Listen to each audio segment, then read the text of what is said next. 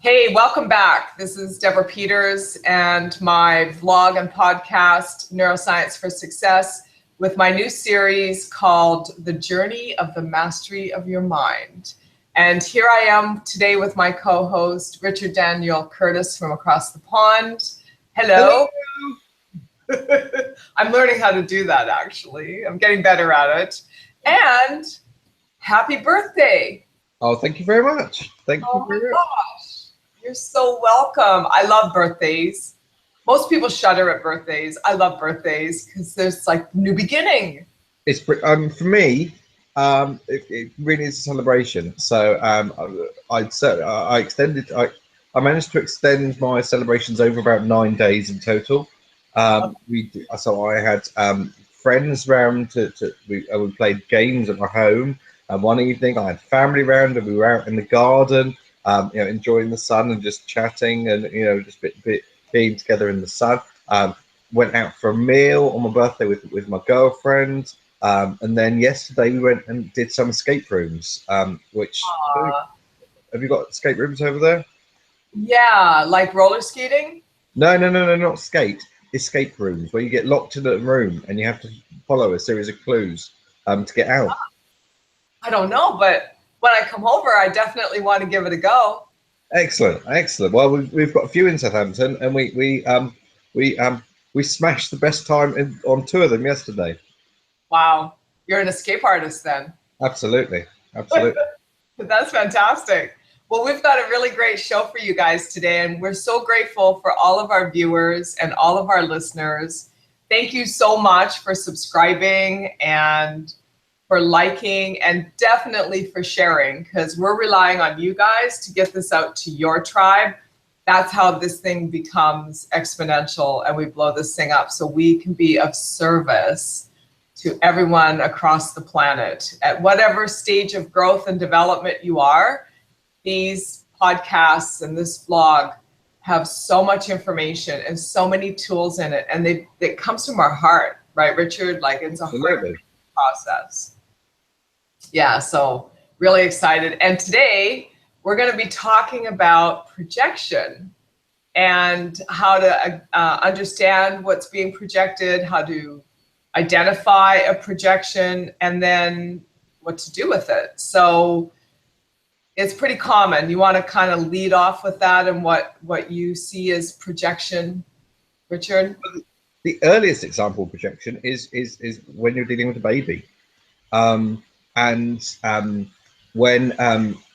the baby's screaming and they're crying and they're kind of just, and you as a parent or you as an adult or a carer, you don't know what they're screaming for, and you just feel completely overwhelmed. You feel completely, almost like, I want to say, devalued, de-skilled. You just don't know what to do with this child. You don't know why they're screaming, and you've got no idea what they need, because you've tried everything that you can think of. That's an example of projection, because actually what's happening there is that's exactly how the baby is feeling, and so they've projected it onto you. Now, sometimes, as adults, we can handle that, and it's fine. That's the times that actually, for want of a better word, you bring the child back from the emotional edge of the cliff. But and other times it completely overwhelms you, and that's the times that you feel frustrated, out of your depth. You feel rubbish parents. And I've certainly been there, on a few sleepless nights where I felt like that, and it's all to do with projection. I'm watching you, and your body language is so lit up. I'm like, this guy obviously has some firsthand experience on this whole thing that's very recent. So how old's your son? So he's 5 months yesterday. Mm-hmm. So you just kind of gotten through that whole phase of where they're crying nonstop and you have no idea what they want. Like, you've changed the diaper, you've fed them, you've rocked them, you've done everything, and they're still screaming bloody murder. Yeah, we have been very fortunate that actually Arthur is absolutely fantastic. Arthur is I'm going to say a very placid child. He's a very easy child. So actually, he's really smiley. He's really laughing. He's been laughing and smiling since about 3 or 4 weeks old. King Arthur. So we haven't really had that many nights of constant screaming. I would say probably in total, we've maybe had like a dozen at most in the 5 months. So what you're saying is that when someone is having a emotional response or an emotional state, and the other person takes that on as being their own state, that's a projection. Is that how you're outlining this? So there's want to be clear between the difference between projection and the difference between mirroring. So there's two psychological theories here. So mirroring is when, for example, you're with someone and you have the tit for tat conversation where you both go up together and you're both going up like this. Yeah. That's mirroring, because you're mirroring each other's emotional levels. Whereas projection for adults, an emotional projection would be an example of you walk into the restroom at work, and actually you were absolutely fine when you walked in there, but someone was in there and they were just they took the opportunity to have a go or to dump a load of emotions on you or something like that, and then you walk away and you feel really angry or wound up or something like that. Then what's happened there is they've projected their emotions onto you. You haven't gone up together, they've literally just dumped it onto you. And with projection, you don't have to be with the person. I can be, the other side of town, and know that someone's cross with me. You don't have to be actually physically with someone. Whereas with mirroring, you have to be with someone to do that. I'm so glad you said that, because they don't even sometimes have to say anything to you. Nope. And you're getting it full on. I remember one time I was at a conference, and speaking of the restroom, and I went into the ladies' room, and there was a woman in there whom I didn't even end up seeing her. She was just, in another part of the restroom. But let me tell you, her presence was so heavy, and just like, she must have been in a really bad mood, because it was really kind of dark. And I walked out of there going like, whoa, what just happened? And if you don't know what that is, you can take it on as your own, and it can kind of take over your mental state, your emotional state, your day. It can have an impact on you in a negative way. It can also have an impact on you in a positive way. So the thing about projections is just being really self-aware. Yeah. Is it your emotion? Ask yourself, is it my emotion? Is this my emotion? Is this my experience? Is this mine to own? Yeah, absolutely. So, this kind of comes back to a point that I keep making. I just finished my book, so celebrate. I know, and I want to talk about that for a second in a moment. But thank you so much, and thank you for writing the foreword for me. That was beautiful. I really appreciate it. And I can't wait to get it out for all you guys that are watching and listening. But the thing I kept saying in the book, because it's a book about how to scale up your business, your relationships, yourself, and your life, is that it really, at the end of the day, it comes down to self-awareness. And so I've taught so many trainings for so many years on self-development and personal development. And one of the points I've always made is, most people are kind of running around the planet, going about their day, and they're really not in present time, and they're really not aware of themselves, because they're thinking about all the things they have to do, and no one's taught them, or they haven't learned, or they're not aware that it's about how they're being, not what they're doing. Yeah. And so with that said, they can show up in meetings, relationships, just walking in the store, you can feel it when someone comes through. If you're paying attention, you can feel it when someone comes through and they're not in a very positive space. So the thing I keep bringing up to people is, once you get going down this path of self-awareness and self-discovery and developing a relationship with yourself, it's really, we're all responsible for ourselves, absolutely, and we all create our own reality. But the reality of it is, if you're dealing with people that don't know that, or they don't understand that, or they don't know what to do with themselves with that concept, then it's really on you to manage your mental emotional state no matter what's going on around you, no matter what problem is happening, no matter who's, you know, bent out of shape emotionally or whatever the circumstance is. And that to me is like truly the key to self-mastery. Did you know, Deborah, that there are 3 safe ways of dealing with your emotions and 5 unsafe ways of dealing with your emotions?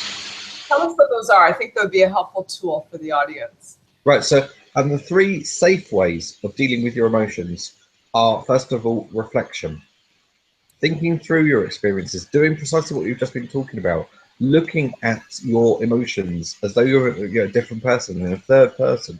Look at your emotions, decide where they're coming from, and you know, actually just reflecting on where they've originated from. The Yeah. second one is about expressing your emotions, having a conversation, talking about the game. You can do this in the third person. You don't have to say, I feel angry. You can say, my anger is doing such and such. My anger is making me feel like I want to do such and such. You can do it. Or what about the person that says, you make me da da da da da. You make me XYZ. You make me angry. You make me sad. What about that? See, that's casting blame. Actually, we need to own our own That's emotions. a projection. Yeah. You, instead of me being responsible for me. So I feel such and such. I feel happy. I feel fine. I feel calm. I feel angry. Is about me owning my emotions. If actually that emotion isn't yours, then don't say that. Yeah.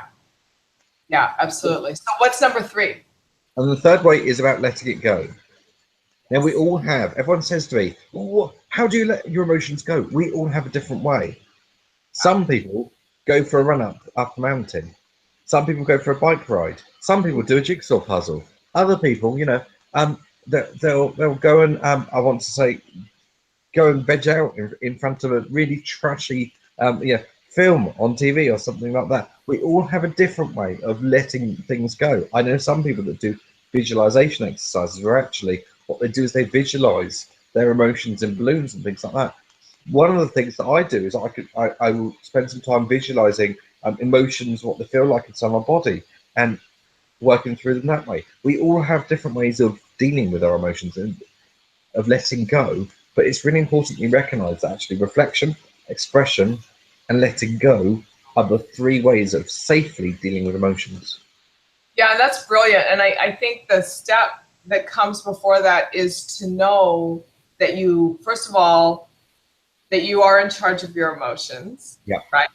And the thought process that you're running is what's creating those emotions, number 2. And then number 3 is that you can do something about it.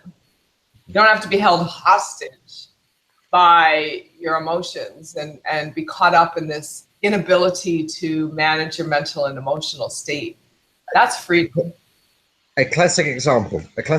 You know when you're driving along the freeway or the motorway over here, and someone cuts you up, and you're not particularly in a hurry, so you kind of let it go, but your body starts a little reaction. Your body feels like it's angry, but your brain is just like, no, I can let it go. The brain has owned the emotion and has set the emotional temperature. The difficulty you've got there is that your body tried to predict that you were going to react angrily, and so your body's a little bit caught up there, but your brain has set the emotional temperature. Yeah, yeah. And so, and just to kind of parlay off of that, and then I want to go back to the actual projection. Yeah, Science behind all of that is that you've built up some neural pathways around negative emotion, and they're just kind of waiting in the wings to be triggered by the experience. So if you look at the experience as being, or even the emotion or the thought, when you get triggered, instead of taking that on and saying, this is now my reality, looking at whatever's happening within you and saying, oh, this is just a trigger from the past. I don't have to go there. In fact, let me make a new choice in the moment and cultivate some new neural pathways around happiness, or even at the very least, neutrality. We can't go from unhappy to happy, at least go from unhappy to neutral, right? Exactly. And then Yeah. that the ability to let it roll off. Yeah. So, you know, and getting back on the path of the actual projection. So, you know, many times we project a perception onto another person. And I wanted to talk about this a little bit because emails and text messages are really the way we get on with one another for the most part until we have a chance to chat in person. And just know when that email comes through or that text message comes through, step back and read it from what you can hopefully come up with that is their perception instead of you projecting onto that email or onto that text some kind of tonality, some kind of meaning, some kind of like, you know, that sort of thing. About don't go there, you know, step back and go, well, how else could I perceive this message instead of projecting onto it? So I think when we're looking at digital communication, there's a lot of projecting that goes on. Yeah, I'd agree with that. And we see that especially in teens where, because of the changes that are happening in their brains, they're a little bit more vulnerable to perceived threats and perceived injustices. We see that a lot where there's a lot of text or social media communication that is done, which could be misinterpreted. And it's so easy to do. I mean, even the expression LOL. Right. You know, LOL has lots of different meanings. Laugh out loud, lots of love. You know, it can have different connotations depending on how it's expressed, but you don't see the expression when you get a text message. And you get to choose how you receive it. Exactly. You get to choose. I think the key word here is choice. You know, when we're in communication with people and there's the potential for projection to be going on, to find that neutral space within yourself and be able to kind of step back within yourself, not necessarily physically, but within yourself, step back and go, well, how else could I perceive this? Even if someone's coming at you in a very sort of negative kind of way, it's like the art of Aikido. You know, you can have that energy coming at you and then you can just kind of direct it past you so you never really engage in it. And that's a wonderful way of managing projections from, because I think we all have people in our lives that are big on projecting. It's sort of how they function. And they don't even know they're doing it, many of them. I mean, some do, but most of them don't, right? Yeah, exactly. And I mean, I see this so much because some people are so uncontained emotionally that they just let it spill out into the world around them. And other people, on the other hand, are so contained emotionally that they almost suppress it. They almost hide their emotions. But both of those are unhealthy. Actually, what you want is you want kind of a happy medium in the middle. But I mean, I'll give you a classic example of how you use choice. Whenever, because I run a team and they go out, they do training, they do consultancy. There are times in every business owner's life that you get a complaint. There's times in everyone's life that you deal with a complaint. The first thing that I will always do when I get a complaint is I will say thank you. And it's a very Yeah. genuine thank you. Because actually, particularly in my business, but in my life as well, if actually someone's got something to say to me, I would much rather know about it to make sure that I never do that or never say that, or or to correct the mistake so that it doesn't affect other people. And I can only find that out by having the person, complain to me in the first place. Yes. Yeah, absolutely. And other forms of projection are in love relationships. So let's talk about that a little bit. You know, when we're projecting onto another.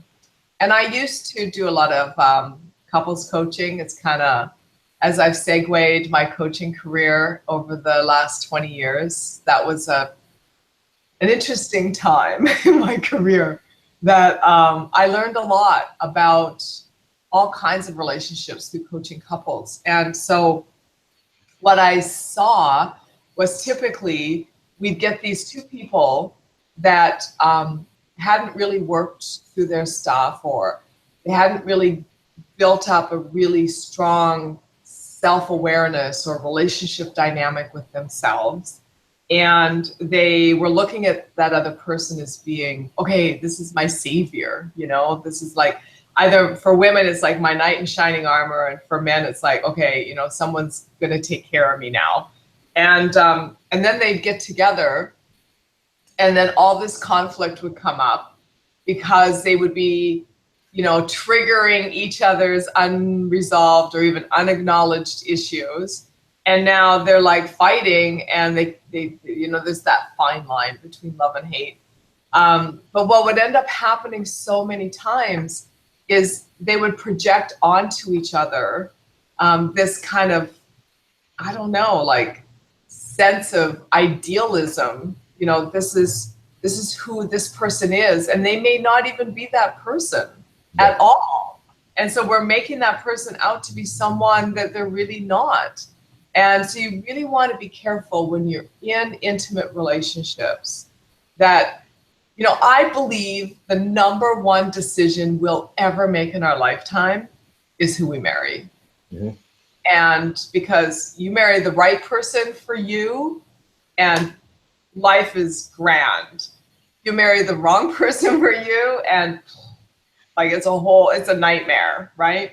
Yeah. So before you go there, before you make any sort of a commitment, just take some time in your life and become self-aware, so that when things come up between the two of you, because you're both growing people that have backgrounds and programming and conditioning from everywhere from parents to environments to past love relationships to bosses to people you've worked with, just get clear within yourself who you are when you come to the table, so that you're not projecting onto your partner this unrealistic concept of who you think they are, so that you can really get to know who they really are and build the relationship from that basis.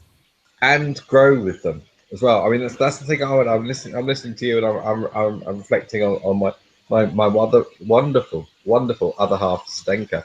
And over the past, 5-10 years, I've done a lot of personal growth. I'm in a very different position than I was 10 years ago. And the thing that I love most about Zdenka is the fact that actually, as I grow, she grows, our relationship grows. And that means, it's a bit like what you're saying, actually, that because we're growing together, then that amplifies the potential of what we're doing and what I'm doing, Yeah, it makes the relationship fulfilling and satisfying and supportive. And this idea of romantic love then takes on a whole new depth. You know, it takes you into the realm of true love, when you really are connecting with who that person is, and you're supporting each other to grow as individuals, and then bring that into the relationship so the relationship can flourish. And that's beautiful. Congratulations. That's a really good model. Yeah, absolutely.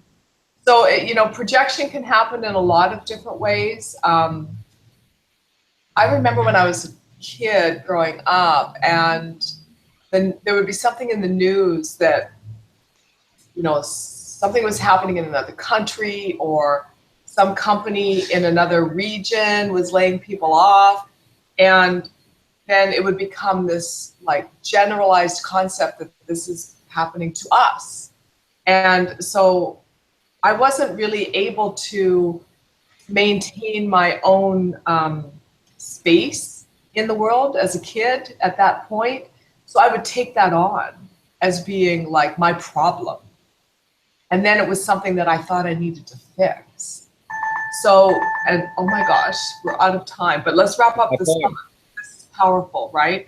Wow. So, I would take that on, and I would make that concept, or whether it was my mom or my grandparents or whoever in my family that were like really convinced that this is true, and I would take that on, and then I would become the fixer. So being the kid calmer, that children get programming through their environment and through their parents. So what advice could you have given me? And I'm sure we've got a lot of parents and a lot of kids watching.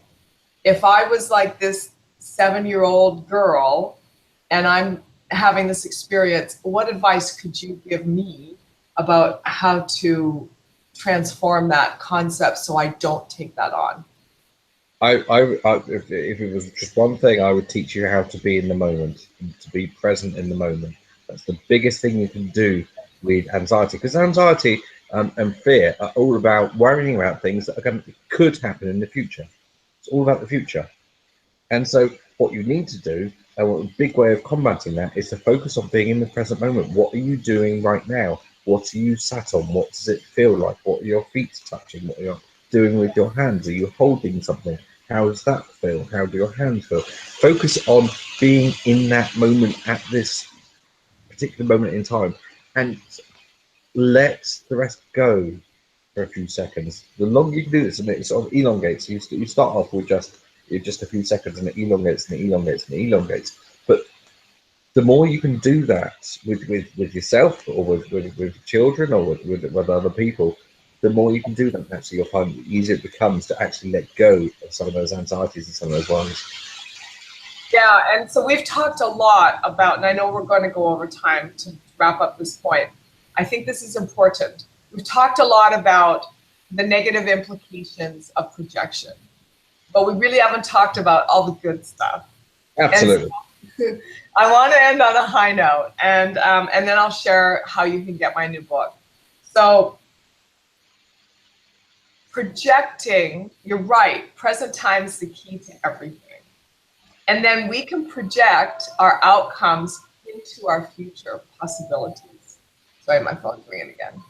So if we take this idea that we have, or vision that we have, or goal, or how we want our relationship to blossom, we can create that vision and that feeling, and we can project it into our timeline for it to build spark and manifest. Because remember, your thoughts create your reality. And so projection is a powerful tool. And we really just wanted to introduce you to this concept so you can become more self-aware that projection actually goes on, and become more like a bit of a wizard, and be able to deflect any negative projection, and then also to encourage you to take some time and project the things that you want to experience in your life into your reality and into your timeline and into your future. Definitely. So what's your one thing? Or that I'm projecting? No, the one thing that you want people to take away from this. I don't want mine very much is in the morning, or maybe on your, before you wake your kids up, or in your drive into the office, or the rest of it. Make a decision about what emotion you are going to project onto people the moment you walk into that room. Yeah, and you know what I do, my one thing is every morning I meditate. I only meditate for 15 minutes. Like, it's this really simple process. And it's really just a way of me connecting into my mindset, my day, quieting my mind, and I visualize and I get into the feeling of what it is that I see as my day creating and manifesting for me. So that's my one thing. Every day, like clockwork, I meditate 15 minutes, boom, done. Okay, whew, out to the world. But I don't talk to anybody and I don't interact with anybody until after I meditate. So that's one thing. So to get my new book, just shoot me a message on YouTube here. Just info@nei-mind.com. So info@nei-mind.com, and I'll get a free copy over to you for being part of our tribe. So thank you so much for being a part of this podcast and this vlog. We love you. Share, like, subscribe. And Richard, you're awesome. So grateful. Well, so grateful to have you in my life. You're the best. And you. Without both of us, this would be nothing. I know, and it's so much fun. So aren't we the blessed ones? Absolutely. Well, thank you very much, guys, and we will see you next time.